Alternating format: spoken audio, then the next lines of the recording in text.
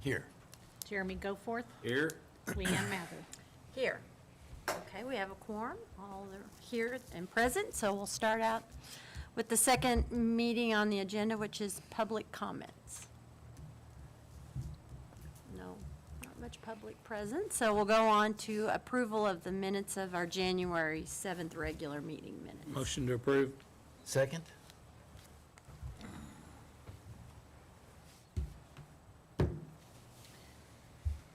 Dahl, Yes. Goforth, Yes. Mather, Yes. Anderson. Yes. Okay. Minutes have been approved as presented. Now we'll move on to discussions and presentations. We have a So- operations update. So we've invited Wendy to come in and discuss, I don't know, Wendy, did you provide them with this breakdown? I did, yeah. And so she's gonna go over some numbers on some utility collections, how all that breaks out, and then field any questions you might have on the new software and where she's at on that, or how we are on that, and then if you ask something tough, we may have to get you an answer at a later date, so we'll see. Wendy, you want to go ahead? Hello.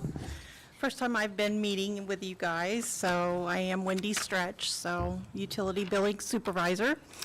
I compiled some information that Richard wanted me to go over, how customers are paying their bills, cash, check, credit cards, mail, drop, all that kind of stuff. So the packet that you have before you, the first page starts from before we migrated over to Cassell. So this is all the information that we had with Encode, how the payments were totaling up, how many transactions were done in the lobby, in the drive-through, all that kind of stuff, bank drafts.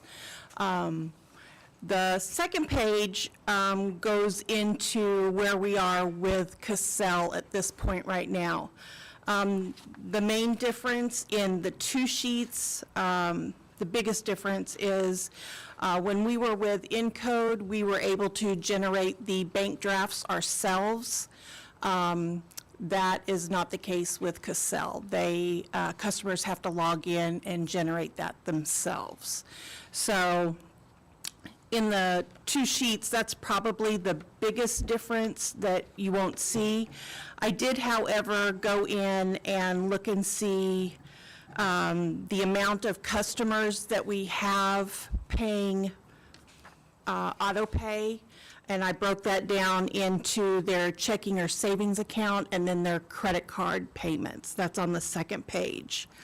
Currently, we have a little over 1,100 customers that are paying out of their checking or savings account, and a little over 800 that are set up to pay with their credit card. So that is a nice jump from us just having the 800 and something for the bank drafts before we migrated to Cassell. So there are more customers that are auto paying online now, so which is good. We have a total, approximate total of 4,567 customers that have created accounts online, and we have around 8,000 customers, so maybe half of our customers are online, so. Is that number kind of just steadily Growing. as people are just getting more Yeah, used to that? slowly, but it is growing, yes. We can see a difference. I didn't pull the numbers from December. This was as of last week, midweek of January, the total customers that we have online right now, so. The Express Pay is what we have for our IVR now. That's also listed on your second page. That went away temporarily when we did away with Encode, but we have started doing that as of November 1st. We have quite a few customers that are paying that way also. They're very happy. IVR? That, yeah. So what's that? IVR is the integrated voice recognition, so they can call a number and pay their bill over the phone by just punching buttons. They don't speak to anyone, it's just an automated system for them. We had got a lot of flack from that whenever we went away from Encode, and we did not have that option. So Jared was able to find us an option to start bringing those customers back onto that. But they have so- to initiate it. They have to initiate the phone call, yeah, to make that payment. And that's not the phone credit card. No. That's where, phone credit card is where they call and they actually call talk to us. a person Yep. to make that happen. Yep, to Okay. make that happen.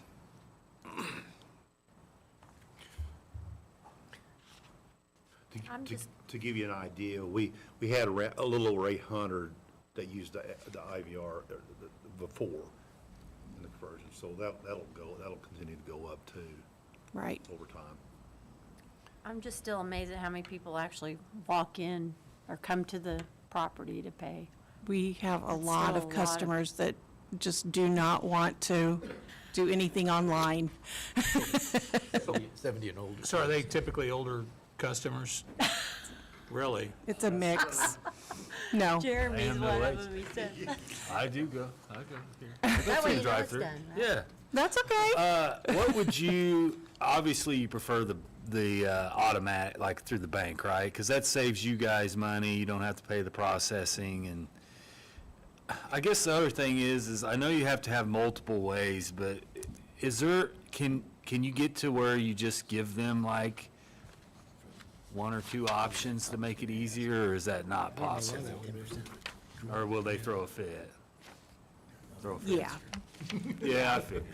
Because we took everyone down to just paying online or calling us. And Because you lose probably 2.75 on the credit cards every time. yeah, Do you lose that on a check? no, Okay. So a check draft would be better, then a credit because I know card. that's what I Yeah, set mine up under was check. yeah. And so I was noticing, and so in '24, you had a total receipts of 97, or 9,500 about, and then it dropped to 87 for this year. Yep. Customers. That just, Customers, some move out. I mean, we have a heavy influx of, the turnover in rental property here in town is just Okay. crazy. yeah. And it's all times of the year. It's not just summertime when people, school's out. I mean, it's all the time. People are moving. So, Okay. Do you pass on the credit card fee to the customer? They don't get an extra? no, the city absorbs that fee. Can we, though? We, I mean, that would be one way to push them in a direction. Because if they had that option and say, you don't have to pay that if you sign up. I know not everybody has an account or checking, checking yeah. account. Checking. But if you could try to steer them, to benefit if you Right. started charging them, but that may open up more, Yeah. complaints. we have talked about, starting to charge for that. I don't know. So It's I getting can Where speak that's- to a little bit of history on that. We didn't used to take debit or credit, either one. Once we flipped over and started accepting credit, it reduced our delinquency and also our disconnects, which results in a pretty good cost savings just on all that manpower to do that. Sure. Because we're not breaking even on all that cost. And I understand history, but nowadays, you go to a restaurant and you pay with a debit card, you're paying that extra fee. I mean, anything that's outside of a cash, 10, 15, 20 years ago, people were mad about it. Now it's almost expected that if you use that, you're going to have to pay that. I mean, I know it when I don't carry that much cash. When I pay with my debit card, I know I'm already going to spend 3% more. I don't like it, but that's my fault, but.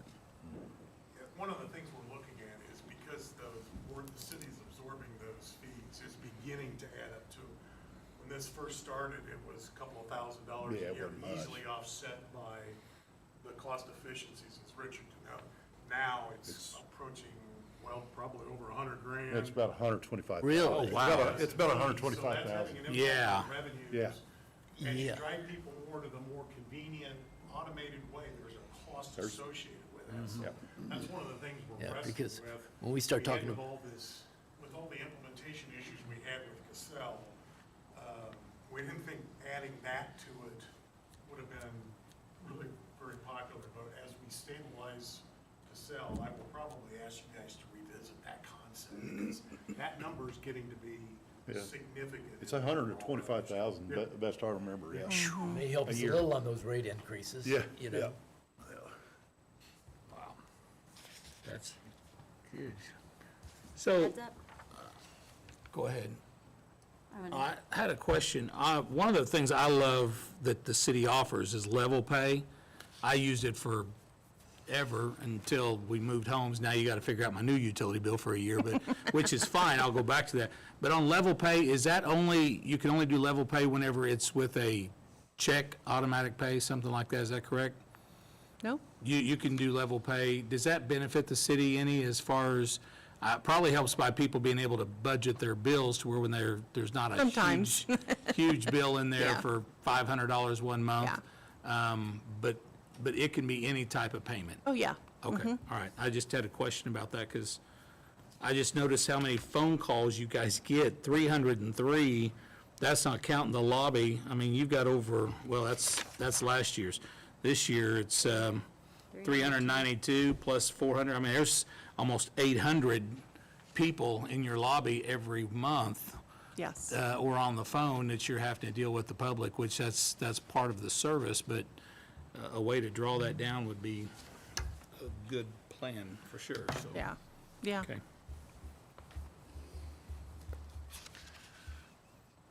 On the, if nobody else has any questions about that, on the fourth page, Richard kind of asked me to talk about our cutoffs that we're having right now.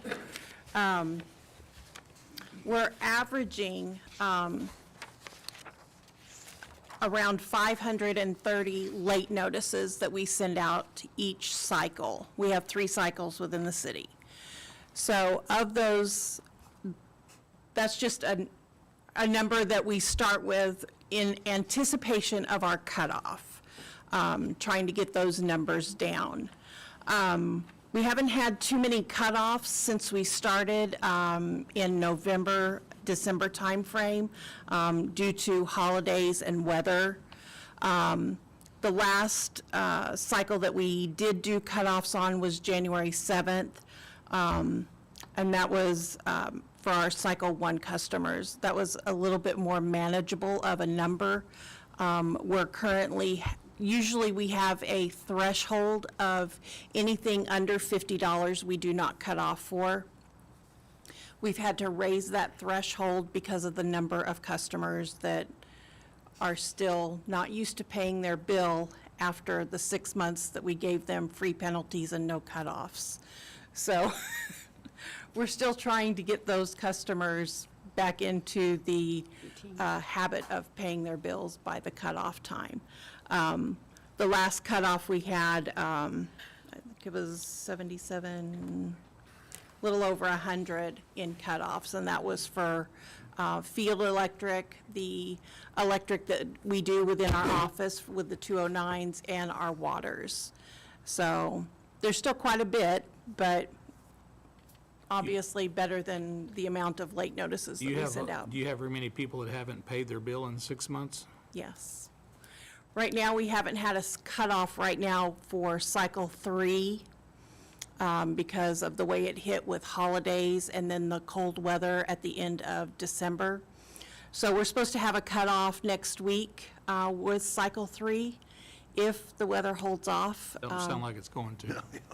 If it doesn't, we do have the option to move the cutoff to the next week. There's no cutoffs, nothing listed that would impede, us moving the cutoff out a week, and hope for better weather. Threshold on weather under 30? 32, 32.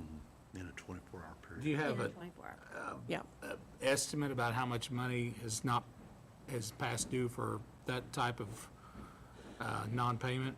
I haven't pulled the number for that cycle. That's our biggest cycle that we have in the city, and that's the one that we haven't cut off yet. I don't have a total number. I could look at it. Probably don't want to know it.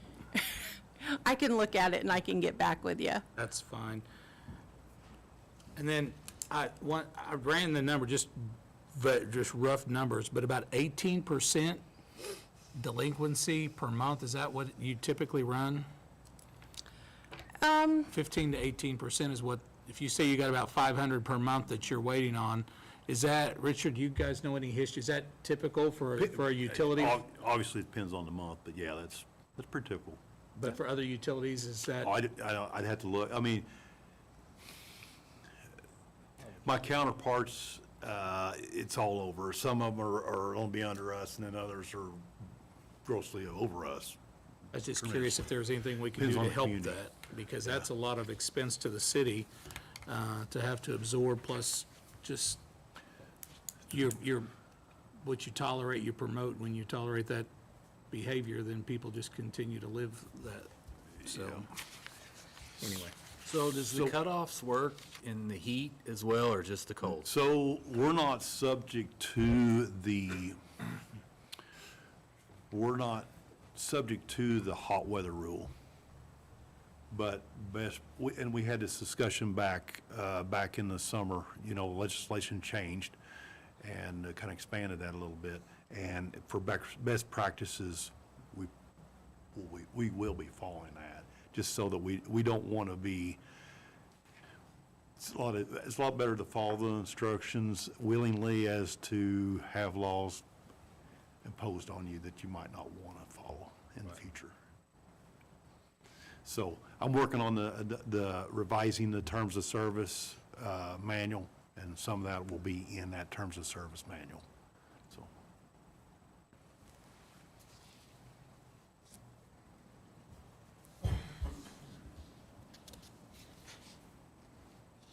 I was reading some of your customer complaints regarding the user friendliness, so hopefully that's just a matter of people getting used to To it. the system, yes, ma'am.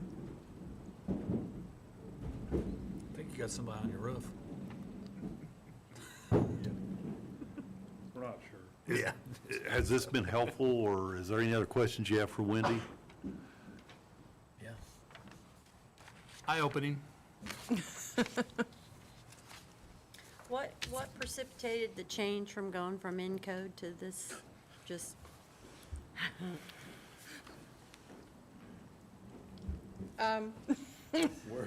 So good we, salesman? Troy stands up. we was run on a very legacy piece of software. Okay, so it just needed a, The decision was made before I got here that Yeah. we wanted to move to what's called an enterprise resource program, which is one piece of software that covers your HR, your human resources, your financials. Included in that was a utility billing software, have fewer systems to maintain. The theory is, well, they're easier to communicate. That was already in place when I got here. I'm not a big fan of those enterprise resource programs. There are a whole lot of sales, and then I think Wendy's living proof that the reality doesn't match the promises. So I think Wendy would make the argument the new system is actually less user-friendly. The interactive voice response capability went away in the new system. We had to spend additional dollars to create a workaround. So I have basically given Wendy and Richard kind of the task of, let's maybe find a new utility billing system, not do an enterprise resource program like we did before, but go back to what's called the best of breed. Go out and find the best utility billing system we have and figure out a way to connect it back into our financial and HR systems. So we're not gonna do it probably for at least a year and a half, simply because we made 9,000 customers change. We're not gonna go back and make them do it again. They'll wonder what we're drinking over here at City Hall. So we're gonna try to phase that approach, but it was probably in the effort of efficiency for the organization, I think we took a step backwards from the utility operation system. I think Wendy would be the first to tell you that the new system's a lot harder to operate, provides less capability in terms of customer interactions. The whole point of making it easier for people to do it remotely is we're actually generating more calls into the system, we're actually generating more visitors. We're doing exactly the opposite of what we set out for the original intent was, so. Good idea, not exact. I've never seen one. This is the third one I've been involved in my career. I've never seen one of these systems work like gas promised. So we'll kind of, we'll plan on moving away. But the utility system's been given kind of an approach that maybe beginning in the 27, 28 fiscal year, we can start an implementation for a new financial, or for a new utility billing system that gives us functionality, gives multiple means of payment, because if you can try your best to zero in on a few, but some people want to pay their utility bill at the grocery store, you gotta have that capability. So we're gonna try to figure out all that capability and then take 9,000 residents through another system change. So we'll go a little more slowly coming up going forward, just because of the implementation issues that it has for the organization. So I don't think this was best laid intentions, not the right system. Working with what you have available right now, so. Yeah. Do you know how much we invested in this new system? You know, I think the whole system was about $500,000. Okay. So the system is pretty robust on the financial side, and HR side works fine. Utility billing is not the strong piece. I've reached out to MQA to send out a feeler for all the counterparts in the state, and I'm already starting to get some feedback on that, and so we'll start sorting through that in the coming months and start really probably doing some site visits and go through a good selection, and so we can be knowledgeable on the. Okay. Just a second. Yeah, the utilities wasn't the highest priority when selecting this software, so. And Good. Well, hopefully the company's been responsive in problems and helping you work through them for the most part. Yeah. Not sure. It does take 3 to 4 days to get a response if you have a problem. So that's Yeah, not that's great not- either, but, you know, What do? Yeah, Yeah. you just gotta. Well, mainly it was wanting Wendy to come in and give you some facts on how everyone pays their bill, and then also to answer questions about the changeover from Encode to Cassell and some of the challenges with that, and then just what our customers, how they like to pay us. We are, we are a hometown utility, and, as you can see, a lot of people like to come in the door and pay their bill in the lobby or the drive-through. Some of that is just strictly customers that only deal in cash. They don't, we have a lot of those in our community that they don't have another option. They pay in cash. So most generally, that's going to be visiting a utility collection clerk in the lobby or dropping in the. So you have to look at all your customer base. So. all right. Well, thank you very much, Wendy. you're welcome, Appreciate your anytime. time. Okay. I don't have a whole lot.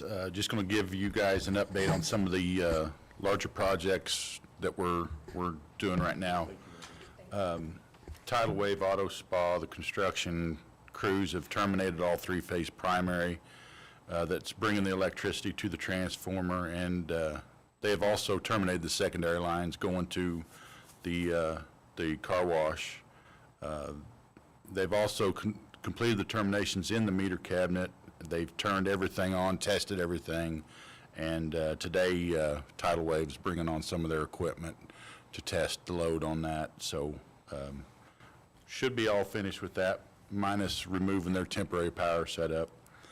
Fremont Apartments, we've finished installing all the three-phase conduit for the primary to the transformers. That is great. We're way ahead on that, so we'll be waiting on them for that. Air Landing, we have the materials bid out, and crews have made some modifications to our overhead system there to accept that new underground that will feed the subdivision. And that's all I have.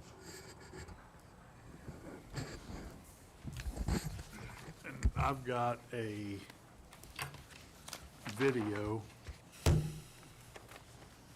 to show the Reeves well.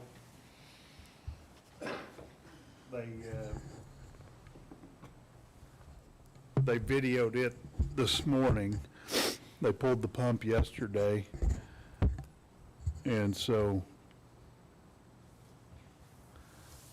I've got some things to show you all. So they started out, and this is going down the casing. It's a 12-inch casing. If I can get it to play. So in around 393 is where the water level is in the casing.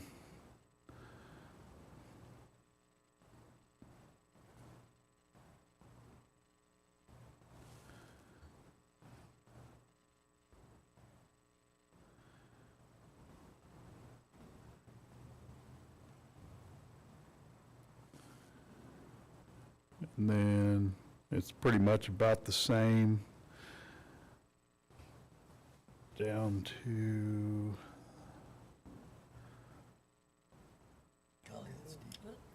1339. So right here is the end of the casing.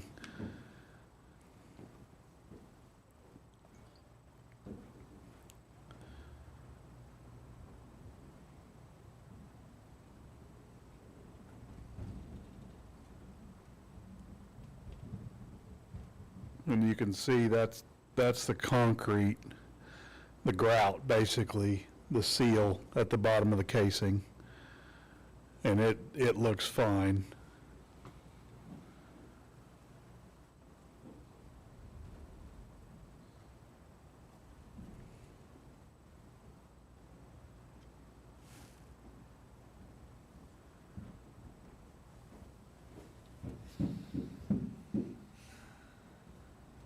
And this well is just a little over 1,600 foot deep. Is this the one that's been muddy? Yeah, this is the one. This is the one on Lawson Road out by Landau. That's It could be the pump, or no? pump and motor looked fine. Oh, they look fine. We're getting to. So this doesn't look too bad here. But now we're in basically we're out of the casing. And we're just in basically the well shaft. So you can see the rock. And you get down to 590.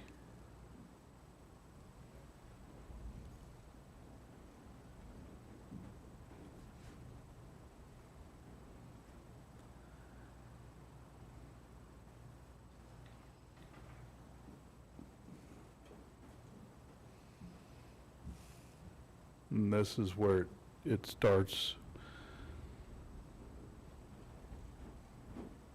getting bad.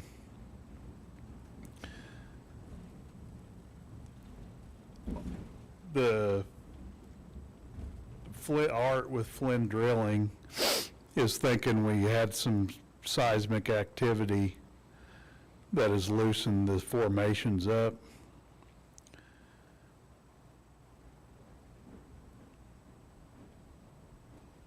And so you can see some holes where the rock has come out.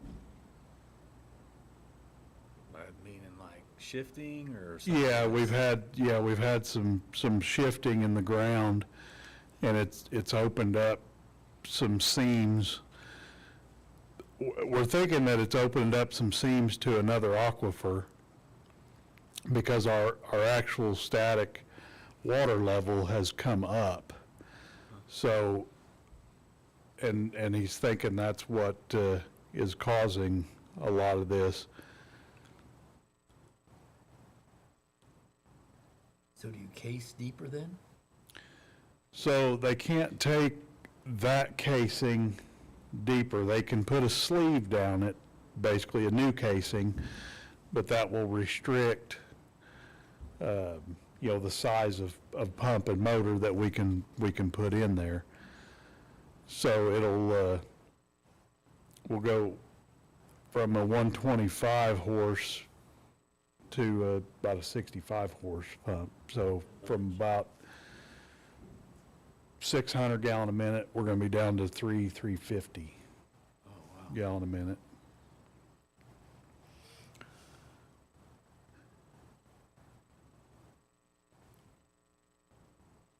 So what are they recommending? Is there any other option other than abandon? Yeah, but it has, That's it, not an I mean, it definitely has value. Sure. I mean, even at 350 gallons, because we've already got that. I mean, you're looking at about $750,000 to drill another well. So you can see the mud and the sand in the formations there. And it looks more like gravel than solid rock. And that's what he's thinking has shifted around. What's the total depth of that drill then? Does it go beyond 650? Yeah, it's a little over 1,600. 1,600? Yeah. Yeah, that's a Wow. long ways down. 12-inch hole. Yeah, 12-inch hole, 1,600 foot That's- deep. It's that Quarter mile expensive. plus. Yeah. And so how far do you have to add casing then, just to that, just somewhere in that 650 level? To around 700 to get past the bad spot. So it goes down. Oh, I lost the mouse. There it is.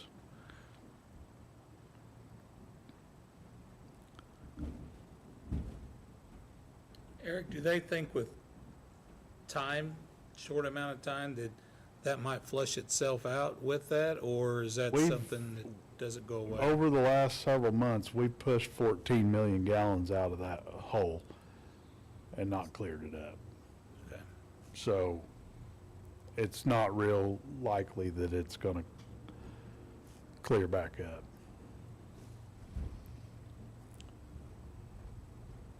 So So- how much would it cost to go back and re-sleeve it? He's supposed to get me an estimate, just, I know initially last week or so when we were talking, he was saying about 40,000. Now, for them to do this, they've got to get a drill rig over the hole. Well, the building is, the wellhead is inside that well Right. building. So we're gonna have to take half the building down to get the drill rig in there. So that's gonna be quite a bit of cost too. Yeah, because they're heated and everything in there, aren't they? Yeah. So- Yeah, and you've got motor controls and, well, and it's actually the well house that we did the field trip to. It's that one, the one down there on, That's another huge expense. Probably another 40. yeah. But that's still, that versus $750,000. Yeah. But what kind It of definitely guarantee has will- value. And what about cutting your capacity in half? How does that, the overall system then is, It's, we've discussed that, and we're gonna probably talk to a consultant, the Burns and McDonald, that did our water model and has all that, and talk to them about the demand on the north side. And then we have a, you can see here, this is one of the worst spots where there's a lot of water coming in.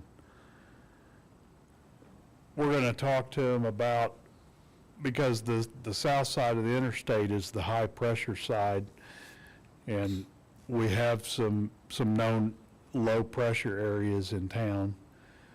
Dawn's well aware of that, over Durham, Tracker,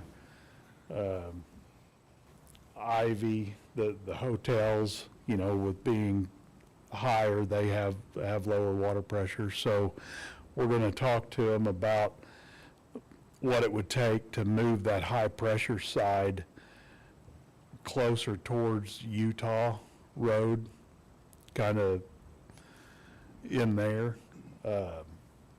And maybe moving that booster station that's at Low Boats now, move it over towards Utah, where then we can push water back and forth.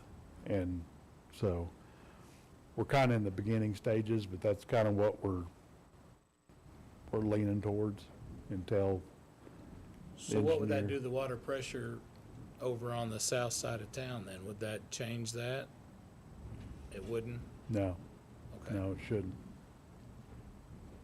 We'll just bring that same pressure further to the north, basically on that side. Okay. This side of the So it'll interstate. improve the low pressure side. Yeah.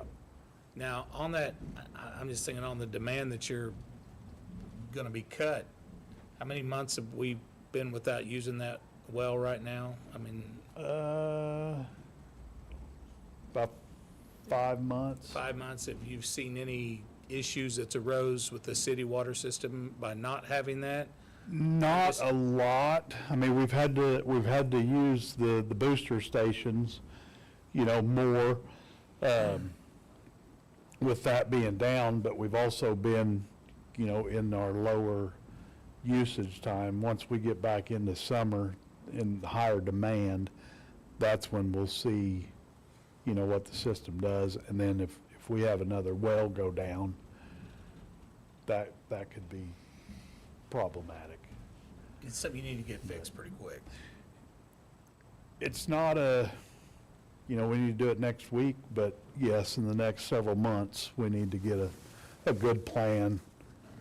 And, I mean, we definitely want to go ahead and get this one sleeved and get a pump in it, whether we're, you know, only pushing 300 gallon a minute. That still is a lot more valuable than just abandoning it.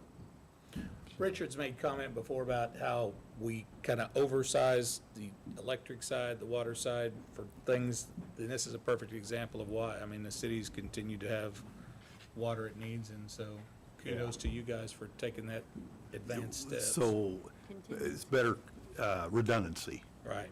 so that if we do have something like this and we're not putting, we have adequate capacity to serve our customers. So the action plan, really, we just got this, we're talking a little bit about it yesterday, and obviously there's a whole lot of ideas, and we haven't sifted through the chaff to really bring what's the values up. But mainly what, they were able to video down to about 750 feet or so, and then it starts getting dark. So our first objective is to go ahead and run a substantial amount of water down this Shaft. this shaft and try to clear up the lower zones of that water, and so we can video on down to make sure we're still good down below. Because it looks like we have about 100 to 120 foot area that is disturbed, that's been disturbed and causing us problems. Well, we can line that, but we also, before we do that, we want to make sure our lower end is still good yet too, right? And so that's our first action plan, and the second action plan is figuring out the cost on sleeving this and grouting that in down to past this affected area, and then, and also putting in a new pump, new motor, new wire. We'll have to demo the pump house, we'll have to rebuild the pump house, and all new motor controls, because it's gonna be a different size of pump. Now, obviously, the pump and motor and all the piping and the wire and the motor control and everything that came out of that hole will be in storage, and we'll evaluate whether or not we really need to drill a new well somewhere. The immediate thing is to get this one figured out, whether this hole is gonna be worth spending money on to get 300 to 350 gallon a minute out of. Realistically, we're probably looking at about $250,000 to $300,000 just to get this thing probably back going again at 300 to 350 gallon a minute. We'll have a better, more firm numbers later on, of course, but we just wanted to bring you up to speed on what's going on over there. I know we've been giving you updates on that and trying to clear that out, and it just got to the point where we raised it twice. We raised it 40 feet the first time and 60 feet the next time, and still can't get it cleared out, and this is why. And so we finally put a camera in there, and we're gonna move forward. So you're saying 350,000 possibly that could be spent to do this as opposed to 750? I mean, spending half the amount of money but getting half the amount of water out of an old well. I don't want you to get hung up on that, Okay. too, because Eric's just talking about drilling a hole. Once you get a new well, you're gonna have to have a pump house, controls. You're gonna And a have lot to- of piping, You gotta depending on have where the well's a lot at. of piping, Power. you've gotta connect to some sort of tank to have contact time for your chlorine, so we can quickly go with a new well up to about $5 million. Wow.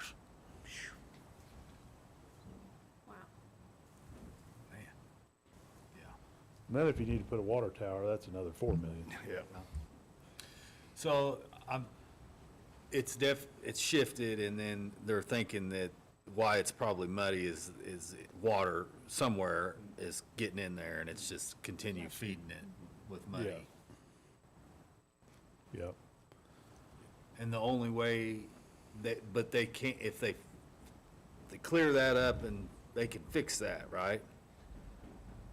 So we just want to make sure, because like I say, they videoed down to about 750 and it started getting dark. Right. Where they couldn't see. We want to get water down in that well and make sure that, we would like to see down to 1,000 feet at least.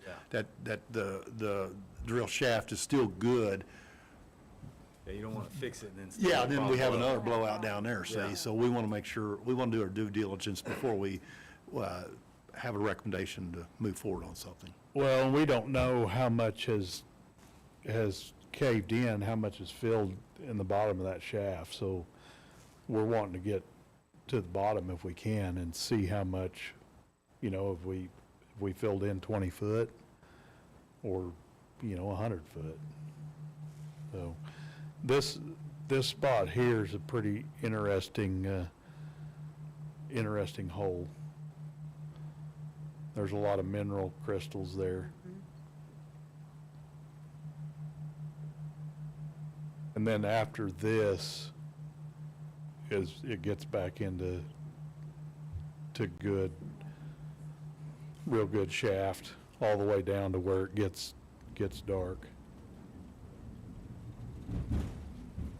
The good thing is, was able to pull the pump and motor out of that thing. It didn't get hung up, and we had to put explosives down there to get it broke loose. So that is a good thing.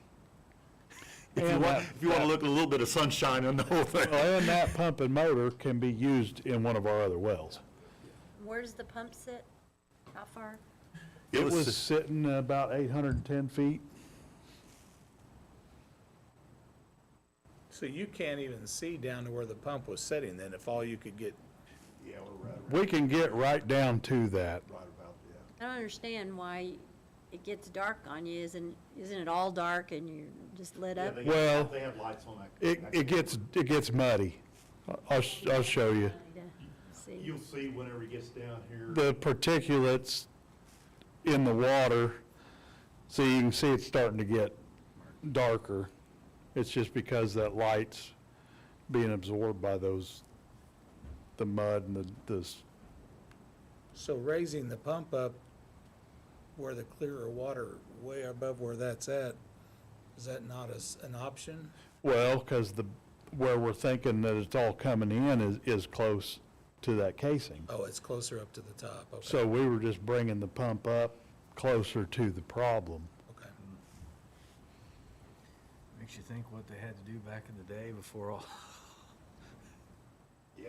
I mean, how would you know? Technology, yeah. You wouldn't know. You'd just be guessing. That's crazy. See how it's just getting darker and darker. Okay. Fascinating. I feel like I've been deep sea diving. Yeah, it's a deep subject. For sure. A long ways down there. All right, well, hopefully we'll get something figured out.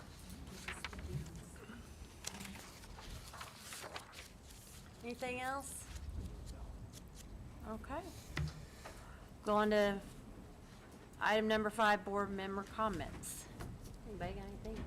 No, but my only comment is on that credit card expense, that operating expense of $100,000 a year. I think that would be an easy fix. I think the public is, you're charged that in so many areas now. It's become such a major expense item. So I think as a group, we need to look at how we want to, how do we want our customers to pay? What's the best experience for them, and then also was the least amount of burden on us? And so and then if you can somewhat incentivize them to move in that direction, that's a plus. And then also, do you charge a fee on the credit card side? So there's lots of moving parts that we really just need to look at how we, our customer experience in total. Yeah. But I think we're getting accustomed to the fact that I use my card all the time, and I get it. If you're charged 2% and 3% on top of your other costs, you've just got to bear that. Someone's got to bear that. And Or it and I equals- just think we're becoming more and more accustomed to it. And you've got the choice then. Do I get a penalty, or do I put it on my credit? And so if the penalty is more than the credit, then I'll go with the credit expense. Or possibly a shared expense where you partially paying 1.5% But instead of 100,000 a 3. year, that's a lot. Yeah, it's Yeah. moved up considerably over the past, like 4 or 5 years. Yeah.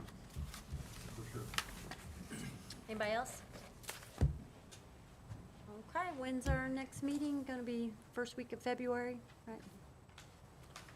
February 4th? Okay, Okay. we will see you all then. We're going back to about 2 a month now. Yeah, trying to. For a while. Okay, we're adjourned.